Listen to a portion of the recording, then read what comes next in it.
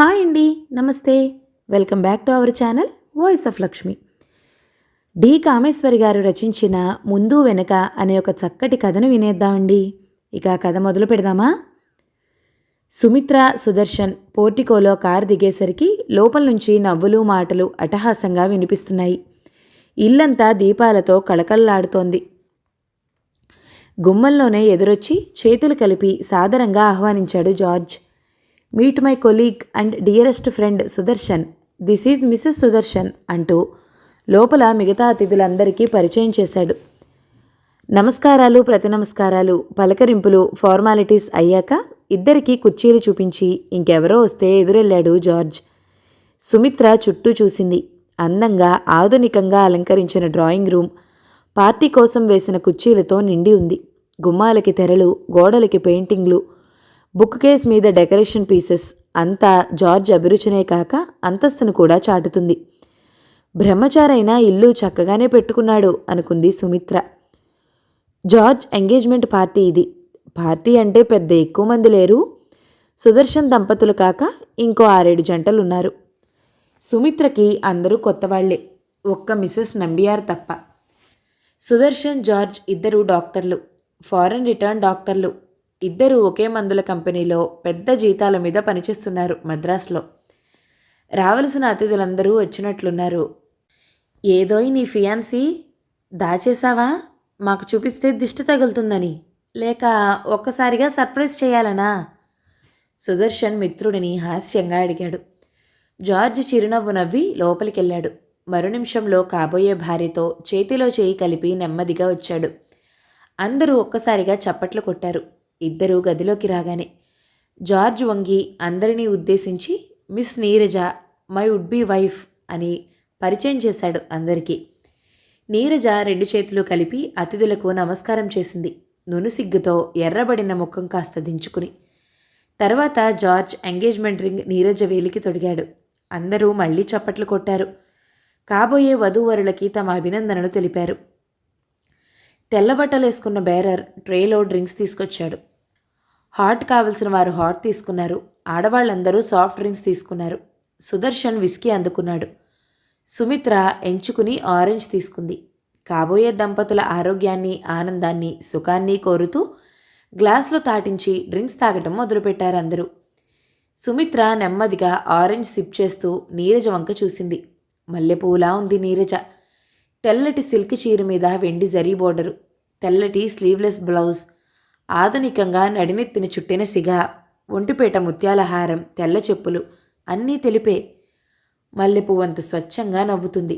ప్రపంచంలోని అందానికంతా ప్రతినిధిలాగా ఉంది. ఆమె ముఖం సంతోషంతో, ఆనందంతో తృప్తిగా వెలుగుతుంది. తను ఇంతకు మించి ఎన్నో రెట్లు ఆనందం అనుభవించింది తన ఎంగేజ్మెంట్ నాడు.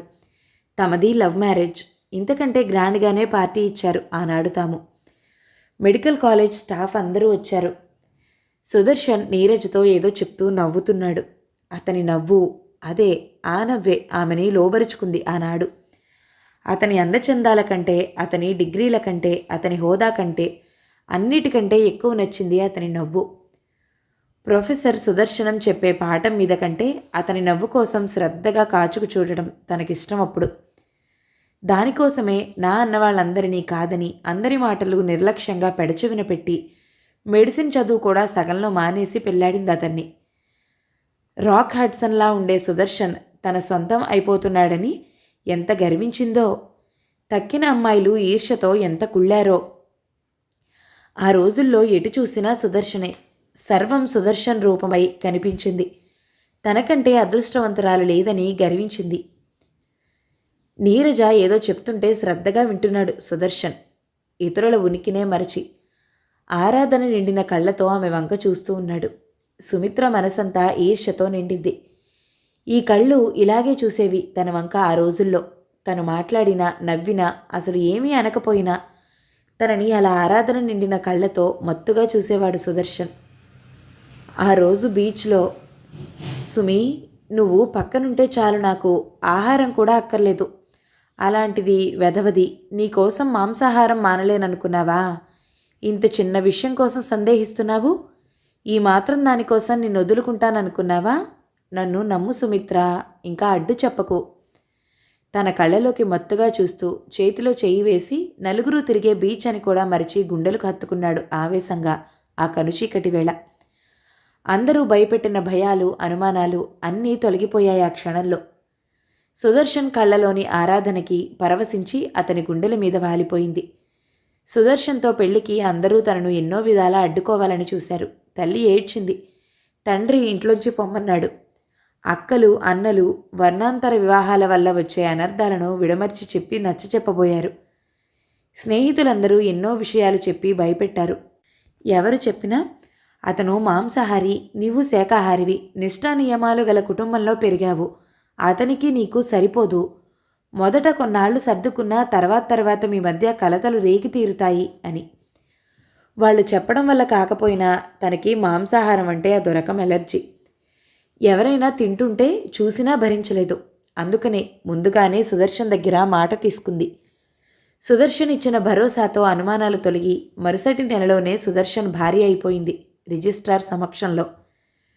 పెళ్లైన 3-4 నెలలు తామిద్దరూ చుట్టూ ప్రపంచాన్నే కాక తమని తాము మర్చిపోయారు. డిన్నర్ రెడీ అయింది అని కబురొచ్చింది. కమాన్ లెటస్ గో. డైనింగ్ రూంలోకి దారి తీస్తూ అతిథులందరినీ ఆహ్వానించాడు జార్జ్.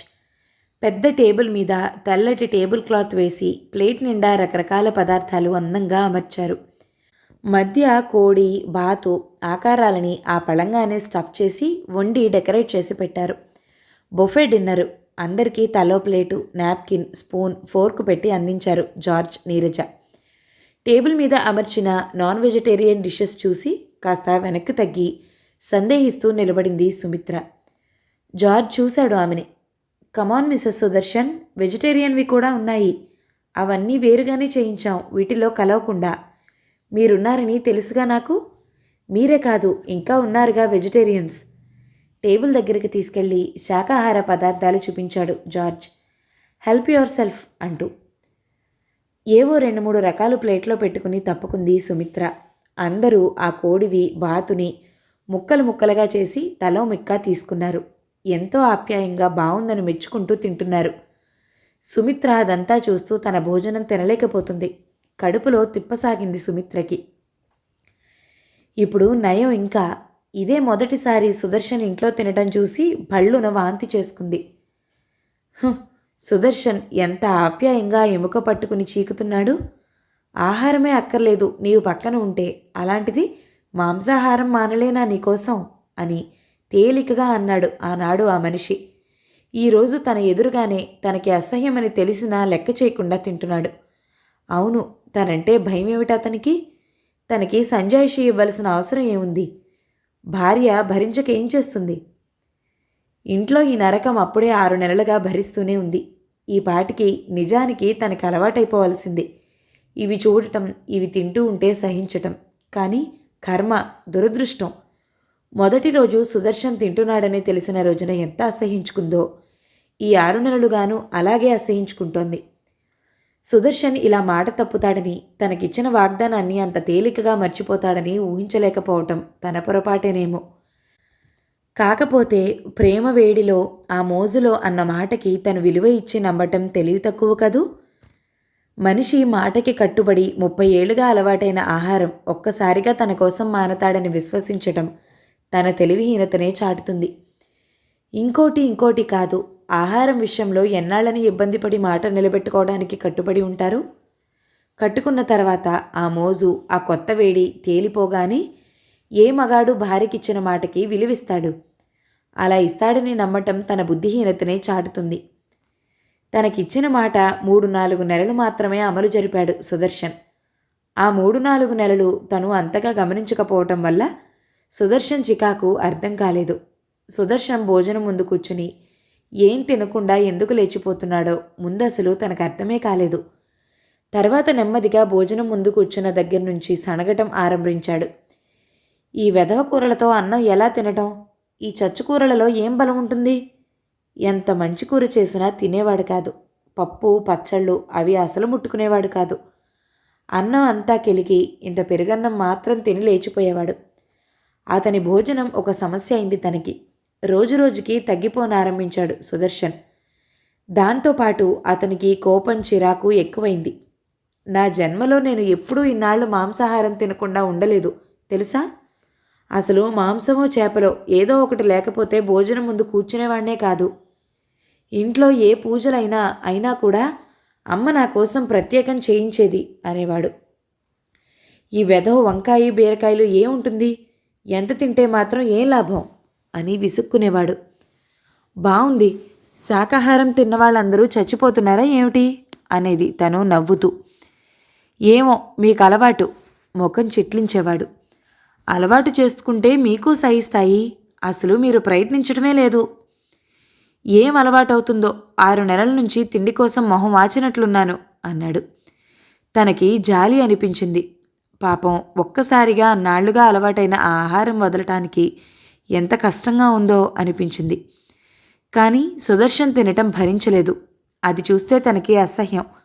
అందుకేగా ముందు సుదర్శన్ దగ్గర మాట తీసుకుంది. తన తప్పు లేదు. రోజురోజుకి ఇంట్లో సుదర్శన్ భోజనం సమస్య తీవ్రత దాల్చింది. సుదర్శన్ ఇంట్లో తినేదే ఒక్క పూట.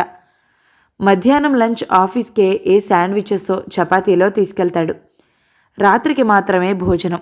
ఆ రాత్రి కూడా ఏమీ తినకుండా లేచిపోతుంటే ఎన్నాళ్ళు సహించగలదు? 6 నెలల్లో సుదర్శన్ ఎంతో తగ్గిపోవటం గమనించి నొచ్చుకునేది. ఆ మాట అన్నాడు. ఈ 6 నెలల్లో 8 పౌండ్లు తగ్గాను తెలుసా? ఎన్ని మందులు తీసుకుంటే మాత్రం ఏం లాభం ఆహారం సరిగా లేకపోతే? అయినా నీవు మరీను, ఇంకా పట్టింపేమిటి?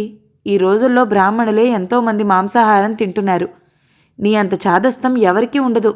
సగం విసుగు సగం హాస్యంగా అన్నట్టుగా అన్నాడు. అయితే ఏమిటంటారు? మారడానికే మీకంత కష్టమైతే కొత్తగా నన్ను అలవాటు చేసుకోమంటే నాకెంత కష్టం? నిన్నెవరు తినమన్నారు? మిమ్మల్ని తిననిస్తే చాలంటారు. సుదర్శన్ మాట్లాడలేదు. ఆ క్షణంలో తనకు కాస్త కోపం వచ్చింది. ఈ మాత్రం దానికి అంత పెద్ద వాగ్దానాలు అంత తేలిగ్గా ఎందుకు చేయటం? అక్కడికి సుదర్శన్ ఆరోగ్యం కోసం గుడ్లు ఉడికించి ఆమ్లెట్లు చేసి పెట్టేది. అంతకంటే ముందుకు పోవటం మాత్రం తన వల్ల కాలేదు. అదేమిటి, మీరేం తినటం లేదు, ఏమి తీసుకోవటం లేదేమిటి? నీరజ దగ్గరికి వచ్చి పలకరించింది సుమిత్రను. తింటున్నాను నవ్వింది బలవంతంగా సుమిత్ర. ఈ స్వీట్ తీసుకోండి, బాగుంది అంటూ ప్లేట్లో వేసింది. థ్యాంక్స్ అంది సుమిత్ర. నీరజ పేరు బాగుంది, మనిషి బాగుంది. కానీ నీరజ పేరు హిందూ పేరు, George Christian, inter caste marriage. Neeraja వెజిటేరియనా నాన్ వెజిటేరియనా అడగాలి అనుకుంది సుమిత్ర.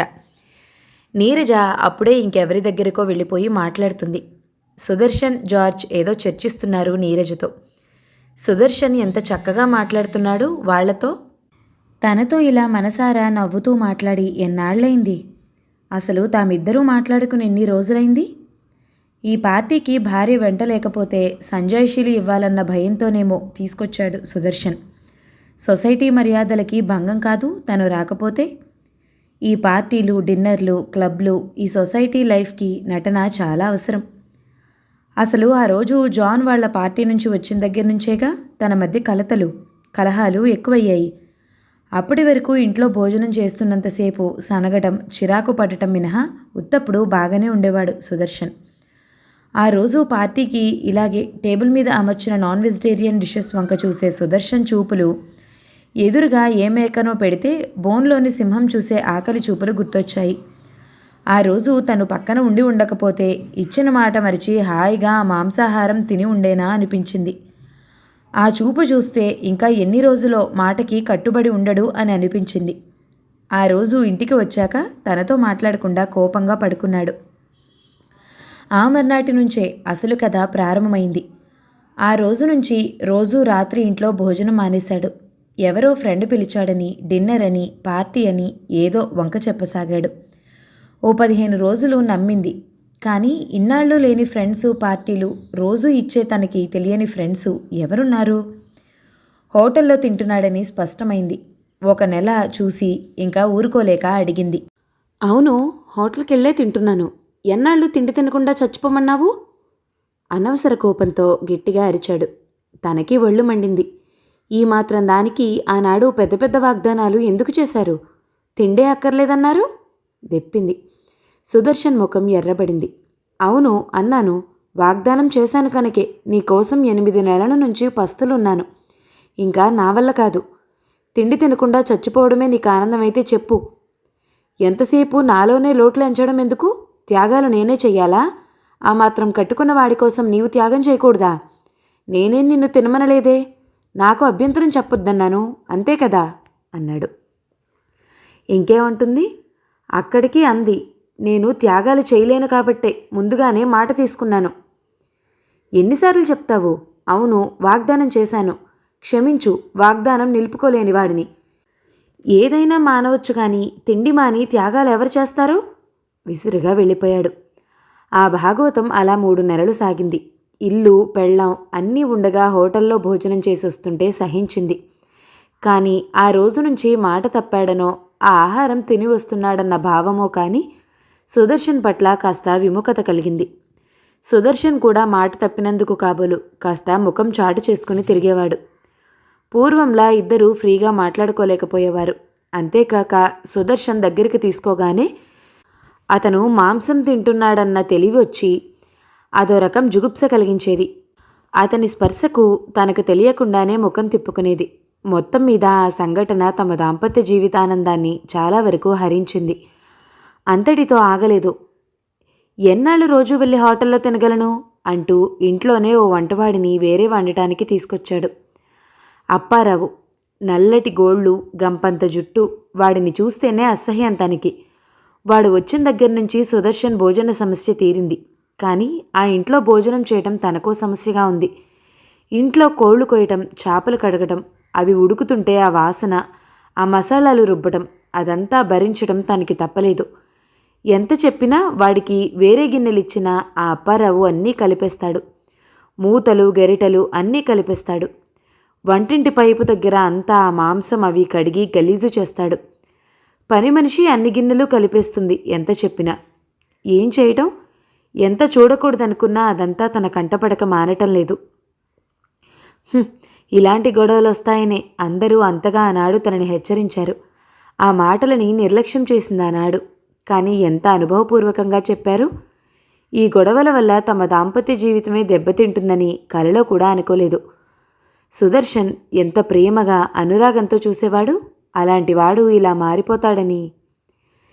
నిజానికి తప్పు తన ఒక్కడిదే కాదు, ఇందులో తన పాలు ఉంది. సుదర్శన్ తనని తినమనలేదు, వండమనలేదు. అతని ఏర్పాట్లు అతను చేసుకున్నాడు. కానీ ఈ విషయాన్ని తేలికగా తీసుకోలేకపోవటం తన బలహీనత. ఇంటా వంట లేని వారెందరో తింటున్నారు ఈ రోజుల్లో మత్స్య మాంసాలు. అలాంటిది తనెందుకు ఇంత సీరియస్గా తీసుకోవటం ఈ విషయం? తను మాత్రం ఏం చేస్తుంది? ఎంత సరిపెట్టుకుందామన్నా ఆ ఊహ తలపుకి వచ్చేసరికి సుదర్శన్ స్పర్శే భరించలేకపోతూ తన ముఖం మీద ఏహ్యాన్ని స్పష్టంగా కనిపించడం చూసి సుదర్శన్ ఓ రోజు కోపంగా అడిగాడు కూడా. ఎందుకు అలా చేదరించుకుంటున్నావు ఈ మధ్య? ఎందుకు ఇలా మారిపోతున్నావు? మారింది నేను కాదు, కోపంగా అంది తను. నేను మారానా? ఏం మారాను? నా ప్రేమానురాగాలలో ఏం మార్పొచ్చింది చెప్పు నిలదీశాడు. మాటలకు తడుముకుంది. మార్పు ప్రేమానురాగాలలో కాదు, మనిషిలో, మాటల్లో, చేతల్లో కసిగా అంది. సుదర్శన్ తెల్లబోయాడు. ఓ, దాని గురించా? మాంసం తింటున్నానని మనిషినే అసహించుకుంటున్నావా? అదేనా కారణం? తను జవాబియ్యలేదు. సుదర్శన్ ఒక క్షణం ఆలోచిస్తూ తన ముఖం చూసి తనని వదిలేశాడు. మనం చాలా పొరపాటు చేశాం, చాలా తొందరపడ్డాం, తప్పటడుగు వేశాం అని అటు తిరిగి పడుకుండిపోయాడు. ఆ రోజు నుంచి ఈ 2 నెలల నుంచి తనతో చాలా ముభావంగా మాట్లాడుతున్నాడు. తన దగ్గరికే రావటం లేదు. తను పలకరించినా జవాబీయటం లేదు. ఇద్దరూ లోకానికి మాత్రమే భార్యాభర్తలు. ఎన్నాళ్ళిలా? ఎవరో ఒకరు సర్దుకోకపోతే కాపురం ఎలా? నలుగురిని కాదని పెళ్లి చేసుకుని నలుగురు తన ముఖాన్నే శాస్తి జరిగిందని చెప్పుకున్నట్లు ప్రవర్తిస్తే ఎలా? తన వాళ్ళందరూ వింటే ఏమంటారు?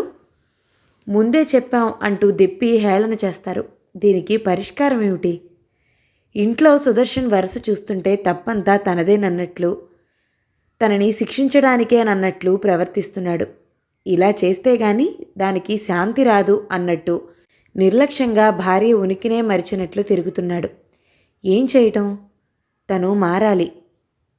సుదర్శన్ తన కోసం మారడని స్పష్టంగా అర్థమైంది. కాపురం కావలిస్తే తనే అన్నీ చచ్చినట్లు భరించాలి, లేకపోతే ఏం చెయ్యాలి అన్నదే తన ప్రస్తుత సమస్య. డిన్నర్ పూర్తయింది. అందరూ చేతులు కడుక్కుంటున్నారు. యాంత్రికంగా చేతులు కడుక్కుంది సుమిత్ర. అందరూ మళ్ళీ డ్రాయింగ్ రూమ్లోనే కూర్చున్నారు. ఫ్రూట్ సలాడ్ సర్వ్ చేస్తున్నారు. మౌనంగా అందుకుంది సుమిత్ర. ఈ రోజంతా ఏమిటోలా ఉంది సుమిత్రకి. ఎవరితోనూ మాట్లాడబుద్దేయటం లేదు. మనసంతా ఏదో ఆవేదన నిండింది. భవిష్యత్తు చింత ఆనందాన్ని హరించి నిర్లిప్తత కనిపించింది ఆమెలో. ఇంత చిన్న విషయానికి ఎవరూ నాలా ఇలా అవివేకంగా ప్రవర్తించి కాపురం పాడు చేసుకోరేమో. ఆ భావం సుమిత్రలో ఆత్మవిమర్శ చేయిస్తోంది. ఇలాంటి పెళ్ళిళ్ళు చేసుకున్న జంటలకి ఇలాంటి సమస్యలు ఎదురవుతాయా?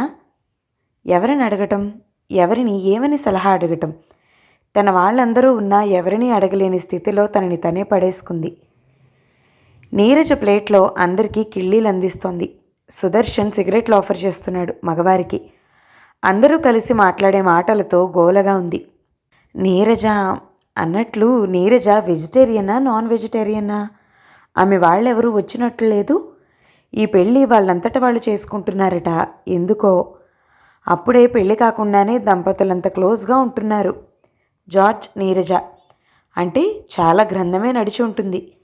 ఇద్దరు కొత్త పాత లేకుండా అప్పుడే భార్యాభర్తల మాదిరి తిరుగుతున్నారు. మిసెస్ సుదర్శన్, ఏమిటి అలా ఉన్నారు ఇవాళ? మాట్లాడకుండా అలా కూర్చున్నారేమిటి? ఏం ఒంట్లో సరిగా లేదా ఏమిటి? జార్జ్ స్నేహపూర్వకంగా చూస్తూ అడిగాడు. సుదర్శన్ ఒకసారి కళ్ళెత్తి నీరజ వైపు చూసి చూపు మరల్చుకున్నాడు. ఆవిడ అసలు భోజనం కూడా చేయలేదు అంది నీరజ. అబ్బే ఏం లేదు, బాగానే ఉంది, కాస్త తలనొప్పి అంతే. లేని నవ్వు తెచ్చిపెట్టుకుంటూ అంది సుమిత్ర. పైవాళ్లకి ఉన్నంత ఆదుర్దా కూడా లేనట్లు సుదర్శన్ రామనాథంతో మాట్లాడుతున్నాడు. సుమిత్ర మనసు దెబ్బతింది. అసహాయతతో సుదర్శన్ పట్ల విరక్తి వచ్చింది. 11 గంటలైంది. నెమ్మదిగా ఒక్కొక్కరు సెలవు తీసుకుని వెళ్లే ముందు కాబోయే దంపతులకి మరోసారి అభినందనలు చెప్పి వెళ్తున్నారు. సుదర్శన్, సుమిత్ర మిగిలారు. తన సందేహం అడగటం కోసం అవకాశం కోసం చూసింది సుమిత్ర. సుదర్శన్ వెళ్ళటానికి సెలవు తీసుకున్నాడు. మీ వాళ్ళెవరూ రాలేదేం? మీ అమ్మ, నాన్నగారు ఎవరూ లేరా ఇక్కడ? మామూలుగా అడిగినట్లు అడిగింది సుమిత్ర నీరజని. నీరజ నవ్వి జార్జ్ వైపు చూసింది. అందరూ ఉన్నారు, ఎవరూ రాలేదు తేలిగ్గా అంది నీరజ. అదేం? మా వాళ్ళకెవరికి ఈ పెళ్ళి ఇష్టం లేదు. వాళ్ళ మాట వినలేదని కోపం అందరికీ. ఏం, ఎందుకు ఇష్టం లేదు? కారణం రెట్టించింది సుమిత్ర. అనవసర ప్రసంగం అన్నట్లు చిరాగ్గా చూశాడు సుదర్శన్ భార్య వైపు. కారణాలకేం చాలా ఉన్నాయి. ఆయన క్రిస్టియన్, నేను హిందూ. ఆయన మాంసాహారి, నేను ఉత్త శాకాహారిని. ఇంతకంటే ఇష్టం లేకపోవడానికి ఏం కారణాలు కావాలి? నవ్వింది నీరజ. అవును, ఓ హిందూ స్త్రీ ఓ క్రిస్టియన్ని పెళ్లాడటం అంత సులువైన పనా మన సమాజంలో? వాళ్ళెవరికీ ఇష్టం లేదు. అంచేత నీరజ ఇంట్లోంచి వచ్చేసింది, ఉద్యోగం చూసుకుంది అన్నాడు జార్జ్. మీ సాహసాన్ని అభినందిస్తున్నాను నీరజతో అన్నాడు సుదర్శన్ మెచ్చుకుంటూ. సుమిత్రకి ఒళ్ళు మండింది. అభినందిస్తున్నాడట, ఎందుకో రేపొద్దున వాళ్ళు తమలా బాధపడాలని కాబోలు. ఆవేశంగా ఏదో అనబోయింది. ఇందులో పెద్ద అభినందించడానికి ఏముంది? నేనేం పెద్ద త్యాగం చేస్తున్నానని అనుకోలేదు. జార్జ్ నాకు అన్ని విధాలా నచ్చాడు. నాకు కావాల్సింది వ్యక్తి కానీ కులాలు మతాలు కావు. చాలా తేలిగ్గా అంది నీరజ. సుమిత్ర ఇంకా ఆవేశం అణుచుకోలేకపోయింది. వద్దొద్దు, మీరు ఈ విషయాన్ని అంత తేలిగ్గా తీసుకోకండి. మీకు తెలీదు అనుకున్నంత తేలిక కూడా కాదు. ఈ విషయం అనాలోచితంగా నా సలహా ఏమంటున్నది తెలియకుండానే గబగబా కొన్ని తుంపుడు ముక్కలు పలుకుతూ చేతి రుమాలు నోటికడ్డం పెట్టుకుని గబగబా బయటకు వెళ్ళింది సుమిత్ర. సుదర్శన్ మొహం కొట్టొచ్చినట్టుగా ఎందుకు పాలిపోయిందో జార్జ్కి నీరజ్కి అర్థం కాక బయటకి పోతున్న దంపతులిద్దరినీ చూస్తూ ఉండిపోయారు. కథ సమాప్తం. ఈ కథ కనుక మీకు నచ్చినట్లయితే లైక్ చేయండి, షేర్ చేయండి, మంచి కామెంట్ చేయండి. మన ఛానల్ని తప్పకుండా సబ్స్క్రైబ్ చేయండి. Thank you so much for watching. నమస్తే.